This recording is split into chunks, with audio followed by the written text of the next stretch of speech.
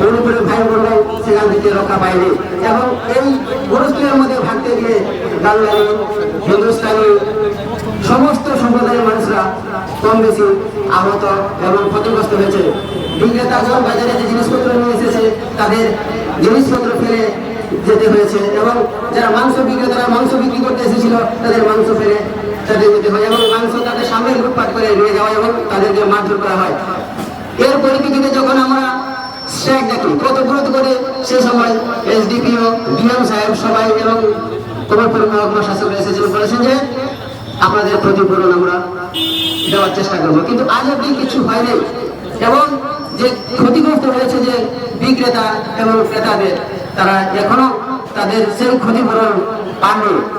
আমরা অনুরোধ করবো অতি সত্তর যাতে এই ক্ষতিপূরণ দেওয়া হয়, এবং হাইলি বাজার যে শান্তি সম্প্রীতি আগে যে ঐতিহ্য হাইলি বাজারে সেটা যেন পুনরায় আগের মতো ফিরে আসে। সবাইকে নমস্কার। আমি আর বেশি আলোচনা করছি না, সবাইকে নমস্কার।